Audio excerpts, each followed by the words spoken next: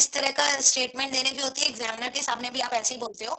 और जब आपका 12th आएगा बेटा, ये याद रखिएगा, जब आप 12th क्लास में होंगे तब तक रेगुलर स्कूल शुरू हो जाएंगे और प्रैक्टिकल्स में भी वाइवा होगा। इस बार अलग बात है बेटा जी, याद रखिएगा, ठीक है ना। तो ये आप याद रखिएगा बेटा। तो इसलिए आपको ऐसे ही बोलना है एम्फोटेरिक में, आप what is the amphoteric nature, तो water is acid, water is base, एक एग्जैक्ट डेफिनेशन होती है। It can act as acid as well as base, can, as water is a neutral substance. आपको मालूम है वाटर एक न्यूट्रल सॉल्वेंट है, तो आप ये नहीं कहेंगे it is a acid and it is a base. अगर इट इज अ एसिड तो फिर बेस कहाँ हुआ? इट एक्ट्स एज, वो ना तो एसिड होता है ना ही बेस होता है, वो एक्ट करता है। अब वो एक्ट कब करता है? जब उसका सेकेंड रिएक्टेंट जो अटैकिंग रिएजेंट है उसके नेचर के अकॉर्डिंग वो करता है। इधर अगर जो हम एसिड से उसको रिएक्शन कराते हैं then water act as base, जब हम बेस से उसको रिएक्शन कराते हैं then it act as acid. तो आपको ये टर्म्स जो हैं वो आपको टर्म्स जो हैं थोड़ा सा पर्टिकुलर वर्ड्स को आप थोड़ा सा अच्छे से चूज किया करिए। तो देखिए HNO3 ये हमारा क्या है?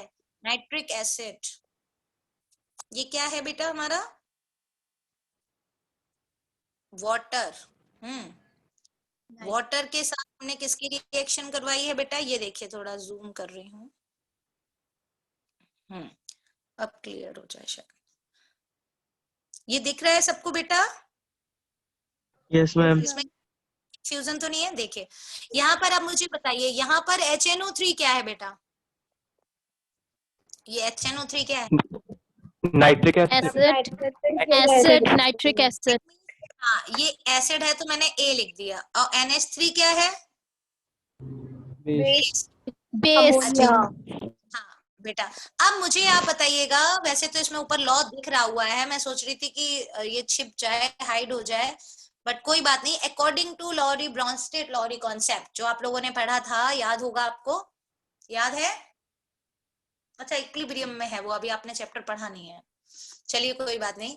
देखिए यहीं पर मैं आपको एक बात बता दूं कि अकॉर्डिंग टू ब्रॉन्स्टेड लॉरी और लॉरी ब्रॉन्स्टेड, ये दो साइंटिस्ट थे, उनके नेम्स हैं, उनके अकॉर्डिंग कोई भी, जैसे आर्हेनियस इक्वेशन से याद है एसिड और बेस की डेफिनेशन किसी स्टूडेंट को? According to Arrhenius concept, proton donor, इस तरह से कुछ याद है आपको? प्रोटॉन एक्सेप्टर, कुछ ऐसा वर्ड्स याद है आप लोगों को? आर्हेनियस ने क्या कहा था कि जो भी सब्सटेंस एक्वस सॉल्यूशन में हाइड्रोजन आयन रिलीज करते हैं वो एसिड होते हैं, और जो हाइड्रोक्सिल आयन रिलीज करते हैं वो बेस होते हैं। ये याद है आपको बेटा? Yes ma'am, yes ma'am. हाँ, तो एसिड और बेस की जो है वो बहुत सारे कॉन्सेप्ट हैं, Lewis concept, Bronsted Lowry concept, Arrhenius concept. तो ये जो है वो सेकेंड कॉन्सेप्ट है अकॉर्डिंग टू ब्रॉन्स्टेड लॉरी। अब ये हम क्यों यहाँ पर आपको समझा रहे हैं, जिससे आपको ये लर्न नहीं करना पड़े, यहाँ पर पूरा जस्टिफाई आप कर सकते हैं। इस इक्वेशन को देखिएगा, yes ma'am. HNO3 acid, but आपको ये आप कैसे कह सकते हो कि यहाँ पर ये बेस की तरह एक्ट कर रहा है? आप एक न्यूट्रल सॉल्वेंट की तरह भी तो इसको कह सकते हो ना। तो ये आपको कैसे एक्सप्लेन करना है कि जो भी प्रोटॉन डोनर है, बस जो इक्विलिब्रियम चैप्टर है, लेकिन वो अब मैं सेकेंड टर्म में पढ़ाऊंगी, बट अभी आप कहीं लिख लीजिएगा, प्रोटॉन डोनर वो आपका क्या होता है? एसिड। सेप्टर होता है वो हमारा होता है बेस। अब जरा इस इक्वेशन में देखते हैं, एक मिनट, इस इक्वेशन में जरा देखते हैं बेटा। अगर मैंने कहा HNO3 की बात कर रही हूं, तो आप मुझे बताइए HNO3 किस में कन्वर्ट हो रहा है बच्चा? HNO3 चेंज इनटू, हाँ, नाइट्राइट आयन। अब मुझे बताइए इसमें से हाइड्रोजन रिलीज हुआ है या ऐड हुआ है? रिलीज हुआ है। Very good. और रिलीज का मतलब हम लोग क्या कहते हैं, डोनर या एक्सेप्टर? डोनर। डोनर। पर अब वाटर का देखिए, water change into Hydronium ion. Very good, water change Hydronium into ion. Hydronium ion. और यहाँ पर क्या ऐड हो रहा है, वाटर में ऐड हो रहा है या मतलब रिलीज हो रहा है? Add हो रहा है हाइड्रोजन. हाँ, तो वो क्या हो गया, एक्सेप्टर, एक्सेप्टर हो गया ना स्टूडेंट्स। Yes ma'am. तो बेटा जी प्रोटॉन को हम लोग H+ आयन भी लिखते हैं, तो ये टर्म आपको याद रखते हैं, proton donor act as acid and proton acceptor act as base। so in equations में आपको, जैसे रेडॉक्स रिएक्शंस में आप लोग करते हैं ना रिमूवल ऑफ H+ आयन या इलेक्ट्रॉन्स का रिमूवल, तो उसी तरह से ये इक्वेशंस जो है वो सेटिस्फाइड की जाती हैं बेटा। तो उसके अकॉर्डिंग आप बता सकते हैं कि वाटर यहाँ पर बेस की तरह एक्ट कर रहा है, क्योंकि ये हाइड्रोजन H+ आयन को एक्सेप्ट कर रहा है। Any confusion regarding this students? इसमें No, कोई ma'am. कंफ्यूजन है? No ma'am. ये मैम कॉन्सेप्ट प्रोटॉन समझ में आ डोनर, गया? हाँ बेटा बताइए। प्रोटॉन डोनर हो गया इलेक्ट्रॉन डोनर। नहीं, इलेक्ट्रॉन कहाँ हो रहा है बच्चा, H+ आयन रिमूव हो रहा है ना। आप ये देखिए, इस इक्वेशन को देखिए, फिर से एक बार मैं कर रही हूँ, देखिए इस तरह HNO3 है हमारा, ठीक है बेटा। अब इस HNO3 में आप इसको जब आयनाइज कर रहे हो, it cleave into H+ ion plus NO3 negative ion. कहां पर इलेक्ट्रॉन का है, और हमें जरूरत भी नहीं इलेक्ट्रॉन ऐड करने की, क्योंकि यहाँ पर देखिए ये माइनस का 1 चार्ज है और प्लस का 1 चार्ज है। That means equation is balanced. Equation balance है ना बेटा, equation is balanced. so no need to add or lose electron in this equation। मतलब इस इक्वेशन में हमें इलेक्ट्रॉन को ना तो लूज करना है और ना ही है। सिमिलरली वाटर में भी होगा आपका, वाटर में किस तरह से होगा, वाटर में भी आपका दो तरह से इक्वेशन, यहाँ पर वाटर जो है वो क्लीव नहीं हो रहा है H+ और OH नेगेटिव आयन में। अगर वो क्लीव नहीं हो रहा है तो दैट मीन्स कि उसमें H+ आयन क्या हो रहा है बेटा, ऐड हो रहा है, तो हाइड्रोनियम आयन हो रहा है। H पॉजिटिव कहां से आया, ये H+ का। तो यहाँ पर प्रोटॉन एक्सेप्ट कर लिया है जो प्रोटॉन, जो H+ आयन HNO3 ने रिलीज किया था। आ गया बेटा समझ में, कोई कंफ्यूजन फिर से समझाऊं? अच्छा, तो अब मुझे आप बताइए, क्या आप ये बता सकते हैं कि इसमें वैसे तो लिखा हुआ है और पहले से ही आपको पता चल गया, बट फिर भी, कि if the conversion of ammonia into ammonium ion, so ammonia का नेचर यहाँ पर क्या है, इट एक्ट एज बेस और acid? Base. Base. Base. And why base? वो एक्सेप्ट कर रहा है। Accept कर रहा है. Very good. अब इसमें किसी, वेरी गुड, इसमें किसी को कोई कंफ्यूजन है बेटा, बताइए। इस कॉन्सेप्ट में किसी को कोई कंफ्यूजन है एम्फोटेरिक नेचर में? No ma'am. No ma'am. बेटा वेरी गुड। अब देखिए वर्ड ये हो गया कि water act as acid as well as base. तो आपको ये आप लोगों ने उसमें पढ़ा था फर्स्ट चैप्टर में इक्वेशन की, एसिड और बेस जो है उनके बीच में भी रिएक्शन होती है, उसको हम लोग बोलते थे न्यूट्रलाइजेशन रिएक्शन, क्योंकि उसमें बेटा सॉल्ट फॉर्मेशन हो रहा था, याद है ना, acid plus base give salt plus water. But in that case, इस केस में क्या हो रहा है, दोनों ही सेम सब्सटेंस है, केमिकल फॉर्मूला भी दोनों का सेम है, बिहेवियर भी सेम ही होना चाहिए था, ठीक है। तो यहाँ पर अब वाटर क्या करता है, वाटर क्या शो करता है, सेल्फ आयनाइजेशन। अब इस इक्वेशन को समझते हैं, सेल्फ आयनाइजेशन क्या होता है।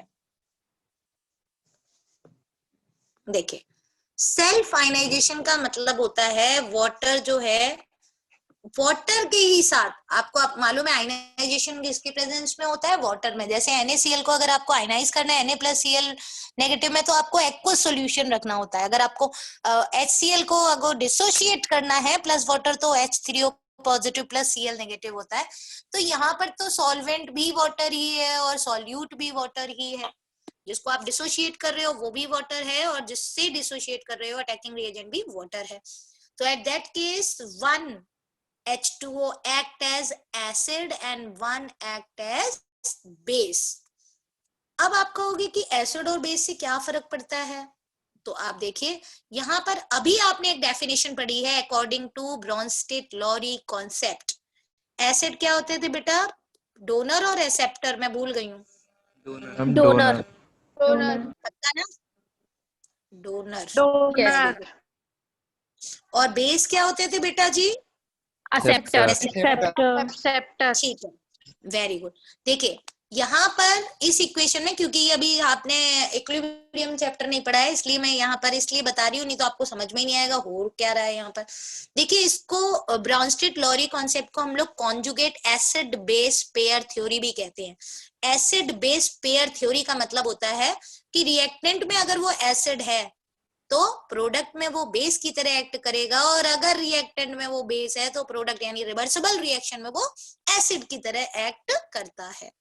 ये आपका होता है सेल्फ आयनाइजेशन ऑफ वाटर में, ये किसी भी रिवर्सिबल रिएक्शन में होता है। आप इस वाले जो आपने ये 2 इक्वेशन पढ़ ली है ना, इनमें भी आप करके देखेंगे तो यही होगा।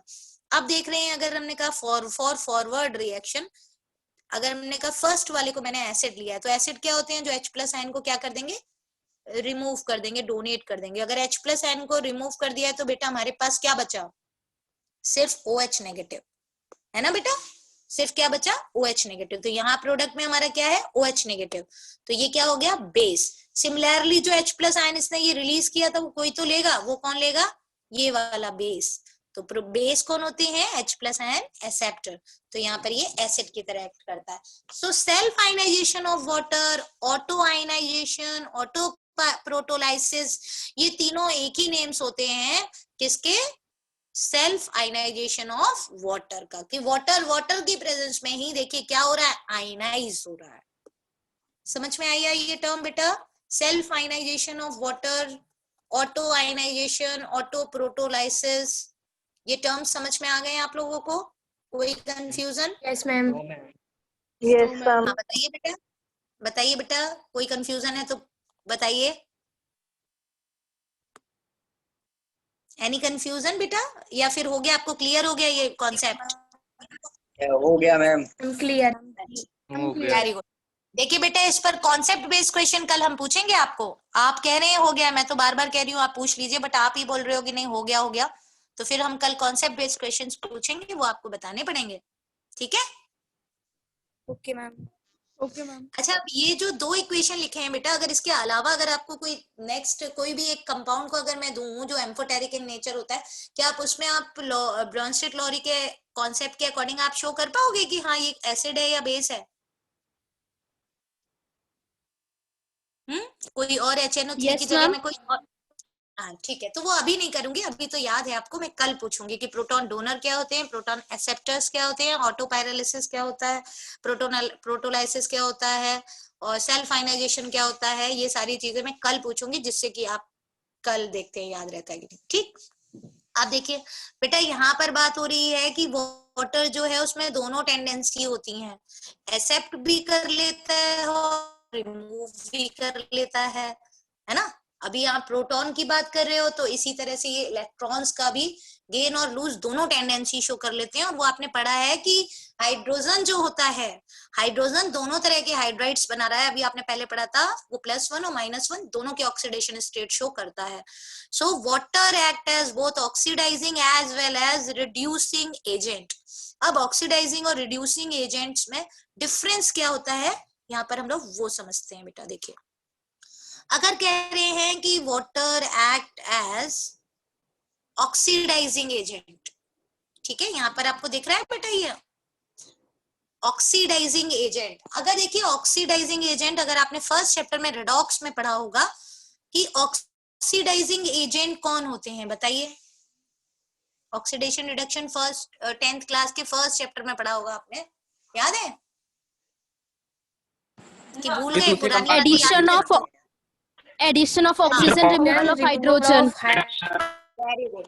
तो एडिशन ऑफ ऑक्सीजन अगर आप कह रहे हो ऑक्सीडेशन होता है, तो ये क्लासिकल कॉन्सेप्ट हुआ बेटा। We are talking about modern concept, electronic concept, मतलब कि हम लोग जो बात कर रहे हैं वो इलेक्ट्रॉनिक कॉन्सेप्ट की बात कर रहे हैं। तो on the basis of electronic concept, electronic concept पर आपको बताना है। बताइए बेटा electronic concept Oxidation is Ma'am, loss the of removal of reduction electron is is gain called of electron. oxidation. Reduction is तो gain of आपने कहा electron. Loss of electron, loss of electron जो शो कर रहे हैं, मतलब loss of electron जो है वो क्या हो गया, ऑक्सीडेशन, राइट? यही बोला है ना बच्चे, loss Yes, of ma'am. Electron oxidation and gain of electron reduction. Any confusion regarding this बच्चा? आप लोग चुप क्यों हो जाते हो? कुछ पूछना है तो पूछिए। No ma'am. Yes ma'am. No, अच्छा no, देखिए, आपको मालूम है कि किसी में भी अगर मैं एक इक्वेशन के थ्रू आपको बता रही हूँ, मान लीजिए A प्लस बी, ये रिएक्टेंट है, अभी मैं प्रोडक्ट की बात नहीं कर रही हूँ। If A undergoes oxidation then B undergoes reduction, तभी ये रेडॉक्स रिएक्शन होगी। ये तो आपको पता है ना बेटा? Yes, ma'am. Redox Yes, ma'am. Reaction है जो साइमल्टेनियसली Yes, ma'am. ऑक्सीडेशन और रिडक्शन, हाँ साइमल्टेनियसली एक साथ एक इक्वेशन में ऑक्सीडेशन और रिडक्शन दोनों होता है, तब उस प्रोसेस को हम लोग बोलते हैं रेडॉक्स। कुछ बच्चे बोलते हैं कि नहीं नहीं, कभी कभी ऐसा भी होता है, ए जो है A similarly undergoes oxidation as well as reduction, then these reactions are known as disproportionation reaction. But we are talking about redox reaction. That means कि हम लोग यहाँ पर बेटा redox reaction की बात कर रहे हैं, disproportionation की नहीं। redox reaction में तो दो अलग अलग reactant होंगे, one undergoes oxidation and other compound और element undergoes reduction। एक ही एलिमेंट का अगर हो रहा है तो उसको हम लोग रेडॉक्स रिएक्शन नहीं कहते हैं बेटा, उसको डिस्प्रपोर्शनेशन रिएक्शन कहते हैं। ये बात आपको पता है ना? यस और no? Yes ma'am. Yes, ma'am. सिर्फ एक बच्चे को याद है ये बात? ये तो बेटा, हाँ ये बेटा पूरा 12th में, ये वैसे रेडॉक्स में ये दोबारा से मैं पढ़ाऊंगी पूरा, oxidation, reduction, modern concept, classical concept and types of, ये यहाँ पर ब्रीफ में है, बट सब पढ़ाऊंगी। बट अब कि देखिए ये ऑक्सीडेशन कर रहा है और ये रिडक्शन कर रहा है, तो आप मुझे बताइए कि ये ऑक्सीडेशन किस केस में कर पाएगा बेटा? मतलब अगर इलेक्ट्रॉनिक कॉन्सेप्ट के पास आपने कहा लॉस ऑफ इलेक्ट्रॉन, या ये रिडक्शन कब कर पाएगा? जब ये एक इलेक्ट्रॉन रिलीज करेगा। अगर इसको एक्सेप्ट करना है तो इसको रिलीज भी तो करना पड़ेगा ना बेटा, क्यों? Yes, ma'am. Yes, Yes, ma'am. तो ma'am. ये ऑक्सीडेशन ऐसा तो है नहीं एवरी अपना इलेक्ट्रॉन Yes, निकाल ma'am. देगा, अनस्टेबल हो जाएगा। अनस्टेबल होने का तो उसको शौक है नहीं, उसे तो स्टेबल कंपाउंड फॉर्म करना है। तो ये क्या करेगा? लॉस ऑफ इलेक्ट्रॉन करेगा in presence of this B. तो दैट मीन्स कि who is responsible for undergoing oxidation of element A? किसकी वजह से ये ऑक्सीडेशन कर रहा है? तो आप क्या कहोगे? बी की वजह से ही तो कर रहा की है। वजह से। Yes, B. So oxidising agent यहाँ कौन हुआ, ए या B? B. B. B. B. B. B क्या शो कर रहा है, ऑक्सीडेशन या रिडक्शन? Reduction. Reduction. हाँ, तो वो सब्सटेंस जो रिडक्शन शो करते हैं, इसको आप अपना डेफिनेशन में अपने अकॉर्डिंग डाल लीजिए कि ऑक्सीडाइजिंग एजेंट वो होते हैं जो रिडक्शन में, जो सेल्फ रिड्यूस्ड होते हैं, यानी जो रिडक्शन प्रोसेस करते हैं। तो सिमिलरली रिडक्शन रिड्यूसिंग एजेंट क्या हो जाएगा बेटा? A. which undergoes oxidation, है ना? रिड्यूसिंग एजेंट कौन हो जाएगा? जो ऑक्सीडेशन शो करता है, जो ऑक्सीडाइज्ड होता है। इसमें तो कोई कंफ्यूजन नहीं है ना बेटा? बेटा इसमें कोई कंफ्यूजन है? हाँ, तो oxidising agent in short No, आपने ma'am. Definition, No, ma'am. तो ऑक्सीडाइजिंग एजेंट का इन शॉर्ट आपने क्या डेफिनेशन देखा बेटा? Gain of electron. Which और reduces it, sir. Reducing agent का क्या देखा बेटा आपने? Loss of electron. ये कॉन्सेप्ट तो आपको क्लियर हो गया ना बेटा? बेटा ये कॉन्सेप्ट तो क्लियर हो गया ना? Yes, ma'am. Yes, बस वही ma'am. चीज यहाँ पर लिखी, बस सेम वही चीज जो आपको यहाँ पर अभी मैंने बताई है, सेम वही चीज यहाँ पर लिखी हुई है, देखिए आप लोग, और कुछ भी एक्स्ट्रा नहीं है। केवल आप कॉन्सेप्ट समझ लीजिए, इक्वेशंस आप अपने आप समझ लोगे बेटा। ठीक है, यहाँ पर देखिए इलेक्ट्रॉन एक्सेप्टिंग टेंडेंसी, बात वही है। आप इलेक्ट्रॉन गेनिंग कह दीजिए, इलेक्ट्रॉन एक्सेप्टिंग कह दीजिए, इलेक्ट्रॉन रिलीजिंग कह दीजिए, लॉस ऑफ इलेक्ट्रॉन कह दीजिए, एक ही बात होती है। तो इस तरह से आपका water act as oxidising as well as reducing agents. इसमें कहीं कोई कंफ्यूजन है किसी को बेटा? No ma'am. इसमें कहीं अच्छा No, वेरी ma'am. गुड। अच्छा अब एक बात और, यहाँ पर आप एक बात और नोटिस कर सकते हो जिससे आपको बहुत इजीली समझ में आ जाएगा। जैसे मान लीजिए आपको सिर्फ ये इक्वेशन गिवन है, ये वाली H2O प्लस Na वाला सिर्फ इक्वेशन गिवन है, और आपसे पूछा गया है कि वाटर यहाँ कौन सा नेचर शो कर रहा है, ऑक्सीडाइजिंग और रिड्यूसिंग। नहीं समझ में आ रहा है, कॉन्सेप्ट आप भूल गए हो, तो आपको इतना तो याद होता है कि जितने भी मेटल्स होते हैं, या बहुत छोटी क्लास से पढ़ते आ रहे हो, एक डेफिनेशन भी होती है मेटल्स की, कि मेटल्स क्या होते हैं। मेटल्स वो होते हैं जिसके वैलेंस इलेक्ट्रॉन 1 2 3 होते हैं और वो कैटाइंस बनाते हैं, यानी कि लॉस ऑफ इलेक्ट्रॉन करते हैं। यही तो कहते हैं ना बेटा हम लोग, है ना बेटा? Yes. Yes Yes, so ma'am. Metals क्या होते हैं? Metals are good reducing agent. Metals क्या होते हैं हमारे? रिड्यूसिंग एजेंट अच्छे होते हैं, है ना? तो जब कभी भी वाटर को हम मेटल्स के साथ रिएक्शन करवा रहे हैं, then it act as oxidising agent, क्योंकि रेडॉक्स शो हो रही है ना, इसलिए। सिमिलरली नॉन मेटल्स की अगर बात कर रहे हैं, तो नॉन मेटल्स क्या होते हैं बेटा? नॉन मेटल्स अच्छे ऑक्सीडाइजिंग एजेंट होते हैं, और अगर वो अच्छे ऑक्सीडाइजिंग एजेंट होते हैं तो वाटर यहाँ पर कैसा एक्ट करेगा बेटा जी? रिड्यूसिंग एजेंट की तरह। ये बात समझ में आ गया? इसमें कहीं कोई, हाँ, इसमें कहीं कोई कंफ्यूजन है कि वाटर मेटल्स No, के साथ ma'am. ऑक्सीडाइजिंग एजेंट और नॉन मेटल्स के साथ रिड्यूसिंग एजेंट की तरह एक्ट करते हैं? कोई प्रॉब्लम किसी को बेटा? No, ma'am. No, ma'am. हाँ, उसके बाद नेक्स्ट जो आपकी प्रॉपर्टी है वो है हाइड्रोलाइटिक रिएक्शन। हाइड्रोलाइटिक रिएक्शन में रिएक्शंस विद वाटर, आपको बहुत सारे रिएक्टेंट्स हैं, उनके साथ अलग अलग आपका वाटर के साथ इसमें रिएक्शंस हैं। इसमें मेन क्या है कि जो रिएक्टेंट्स हैं वो अलग अलग नेचर्स के हैं। दैट मीन्स कि water react with oxides, carbides, nitrides, halides, phosphides, सभी के साथ ये रिएक्शन करते हैं, तो वो यहाँ पर प्रोडक्ट्स गिवन है। ठीक है, तो सबसे पहले जैसे मान लीजिए ये इक्वेशन तो आपने बहुत पहले से ही पढ़ी हुई है कि कैल्शियम ऑक्साइड वाटर के साथ रिएक्शन करता है, कैल्शियम हाइड्रोक्साइड बन जाता है। सल्फर डाइऑक्साइड वाटर के साथ रिएक्शन करता है तो H2SO3।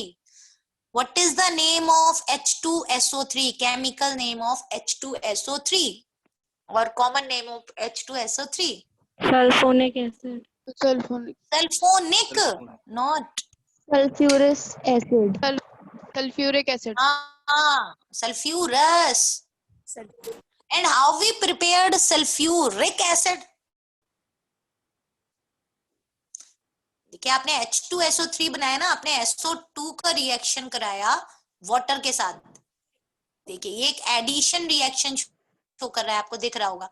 अब इनको काउंट करते हैं, जरा काउंट करते हैं। दैट मीन्स कि यहाँ पर इन दोनों को अगर मैंने ऐड करना है, सिर्फ ऐड किया है, अब ऐड करिए तो सबसे पहले कैटायन लिखा जाता है तो H2 लिखा, फिर जिसका वेरिएबल ऑक्सीडेशन स्टेट शो करता है, यानी मैक्सिमम ऑक्सीडेशन स्टेट शो कर सकता है, तो इन दोनों में variable oxidation state sulphur show करता है, और सराउंडेड एटम जो है वो हो गए हमारे ऑक्सीजन के O3। तो अब मेरा क्वेश्चन ये है कि अगर मुझे H2SO4 रिएक्शन बनाना है तो मैं कहाँ चेंज कर सकती हूँ, आप बताइए? Ma'am, sulfur dioxide. Sulfur dioxide. Very good, yes. आप वाटर को हाइड्रोजन पेरोक्साइड में नहीं चेंज कर सकते हो, आपको चेंज किस में करना है? सल्फर डाइऑक्साइड की जगह अगर मैंने सल्फर ट्राइऑक्साइड यूज किया तो हमारा सल्फ्यूरिक एसिड बन जाता है। ये दोनों ही इक्वेशंस आप इसमें लिख सकते हो फॉर्मेशन ऑफ ऑक्साइड्स में। ठीक है बेटा, समझ में आया? Yes, ma'am. हाँ, तो ये देखिए एक इक्वेशन दी हुई है, बट उससे रिलेटेड आपके दोनों जितनी भी इक्वेशंस हो, अगर आप वहीं रिवाइज करते जाएंगे तो इनऑर्गेनिक में रिएक्शंस बहुत होते हैं, बट इजीली वो कंपेयर करके सारी लर्न हो जाएंगी, आपको इतना टफ नहीं होगा। ठीक है बेटा, अब उसके बाद देखिए बेटा, उसके बाद है हमारा कैल्शियम कार्बाइड से अगर रिएक्शन करवाते हैं, यहाँ पर देख रहे होंगे आप मोस्टली हाइड्रोक्साइड्स बन रहे हैं, तो अब इसको हम लोग कॉमनली कैसे याद करते हैं कि when carbides, hydrides, nitrides and phosphides of metal या metallic carbide, metallic hydride, metallic nitride, metallic phosphide. अब आपको ये कॉमन रिएक्शन एक बार आप लिख लेंगे इसको इस तरह, तो आपको सारी इक्वेशंस बार बार लर्न करने की जरूरत नहीं पड़ती है। और ये कीवर्ड्स होते हैं, किस तरह आप लोग याद करोगे, आप लोग ऐसे लिखते हो, मेटेलिक कार्बाइड लिखा आपने, फिर उसी के नीचे हैलाइड लिखा, फिर आपने फॉस्फाइड लिखा, ठीक है ना। तो आपने कहा ये तीनों जो हैं ये क्या शो बनाते हैं, आपका मेन प्रोडक्ट जो है वो क्या बना देते हैं हमारे, हाइड्रोक्साइड। हाइड्रोक्साइड किसके साथ, विद वाटर। बस अब आपने ये एक लाइन में लिख लिया है, अब आप कितनी इससे इक्वेशन याद कर सकते हैं। इसमें कैल्शियम की जगह कैल्शियम की जगह मैग्नीशियम, बेरिलियम, कोई भी आपको कंपाउंड, एल्यूमिनियम है, सोडियम, पोटेशियम है, वो सारे आपको एक साथ इतने इक्वेशन दे दिए गए। एनसीईआरटी में मान लीजिए आपको एक इक्वेशन दिया है कैल्शियम का, तो आपको जब पूछा जाएगा तो वो एल्यूमिनियम का पूछा जाएगा बोर्ड में, या मैग्नीशियम का पूछा जाएगा, तो वो एक ही चीज होती है। आप अपने नोट्स जो प्रिपेयर करो बेटा, आप उसमें स्टार बना के साइड में ये चीजें लिख लिया करिए। और कुछ चीजें ऐसी हैं जो 12th में भी हैं, तो उनको जो आपके नोट्स होंगे उनको प्लीज आप कहीं फेंकिएगा नहीं, अगर आप बना रहे हो अच्छे से तो, ठीक है। तो अब उसके बाद हो गया हमारा बेटा, इसको ये तो समझ में आ गया होगा आप लोगों को। बाई प्रोडक्ट्स जो हैं वो उसी के अकॉर्डिंग बन जाते हैं, क्योंकि मेटल जो है वो तो हाइड्रोक्साइड में बिजी हो जाता है, और फिर उसके बाद हाइड्रोजन और कार्बन जो है वही केवल रह जाते हैं। तो यहाँ एसिटिलीन, मेथिलीन, एसिटाइलिन, ये तो आपको पता ही है, अमोनिया, फॉस्फीन, इसमें तो कहीं कोई कंफ्यूजन नहीं है। किसी को कोई कंफ्यूजन है बेटा इसमें तो पूछ लीजिए, नहीं तो नेक्स्ट देखते हैं कुछ। किसी को कोई कंफ्यूजन है बेटा इसमें? सबको क्लियर हो गया है या अभी भी कुछ कंफ्यूजन है बेटा? No ma'am.